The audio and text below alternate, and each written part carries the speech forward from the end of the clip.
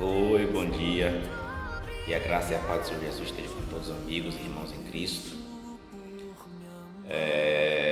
Passando por aqui para gravar mais um Reflita e Compartilhe. Hoje, 11 de abril de 2024. Gostaria hoje que meditássemos em Colossenses capítulo 1, versículo 24. Que diz assim: Regozijo-me agora no que padeço por vós, e na minha carne cumpro o resto das aflições de Cristo, pelo seu corpo, que é a igreja.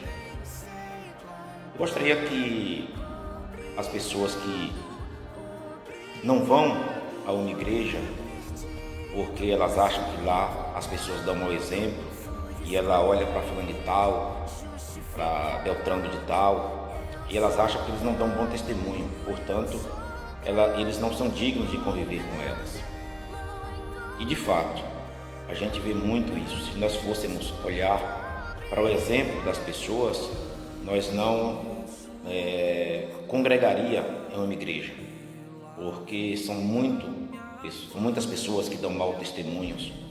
E nem eu estou isento disso, porque eu sou um ser humano, sou falho como qualquer outra pessoa. Mas o que eu quero dizer para você é que todos nós carecemos da misericórdia e da salvação do Senhor Jesus Cristo. E a igreja é o meio de nos fortalecer no Evangelho. Já é difícil a gente fazer a vontade do Pai, congregando, aprendendo juntos. Imagine afastado, torna mais difícil, você fica sem compromisso. Portanto, eu quero falar com você esta manhã que nós precisamos sim congregar, nós precisamos sim estar em uma igreja. A igreja é um teste, para que nós possamos aprender a viver melhor nesta grande família que é a igreja do Senhor, o corpo do Senhor. Portanto, não olhe para as pessoas que ali estão, porque, como eu disse, elas sim falham mesmo, e vão continuar falhando, mas olhe para Cristo, que Ele é o autor e consumador da nossa fé. Ele veio, morreu aqui sem pecado, ressuscitou para que nós pudéssemos ter direito a congregar. Afinal de contas, a igreja foi Ele que fundou a igreja.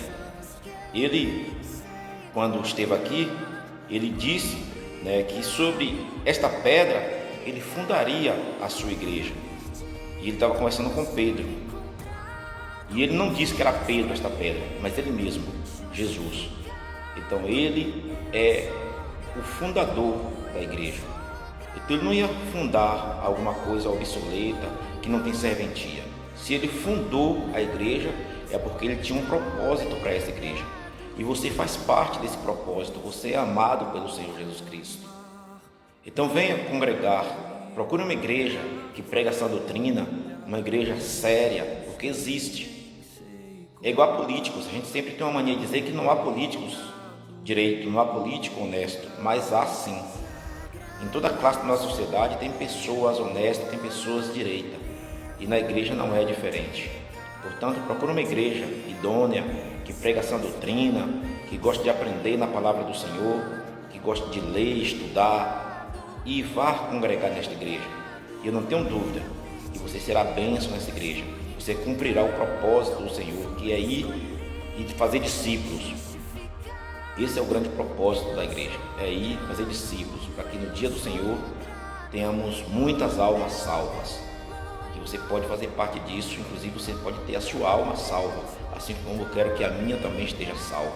E para isso eu preciso aprender cada dia mais do Senhor.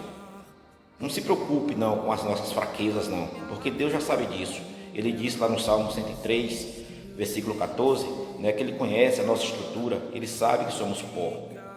Então não se preocupe com isso não, simplesmente venha e deixe que o Senhor faça a obra. A transformação vem através do Espírito Santo de Deus, e Ele habita em cada um de nós para que sejamos transformados por Ele.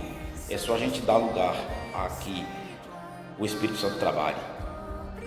Em Hebreus 10, 25 diz assim: não deixando nossa mútua congregação, como é o costume de alguns, antes admoestando-nos uns aos outros, e tanto mais quanto vedes que vai chegando aquele dia.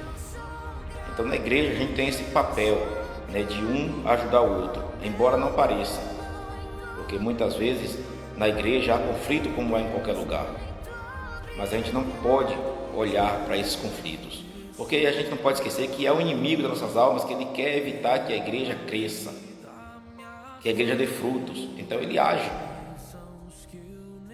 mas assim como se levanta, também ele cai, porque Deus é poderoso. Ele disse que as portas do inferno não prevaleceriam contra a igreja, e assim será. Então venha estar conosco, tá bom? Que o Senhor continue te abençoando e abra, as suas mentes, abra os seus olhos espirituais para que você enxergue que a igreja de fato faz parte da vontade do Senhor aqui na terra. Ela tem um propósito muito grande. Um abraço, que o Senhor continue nos abençoando. Fiquem todos com Deus.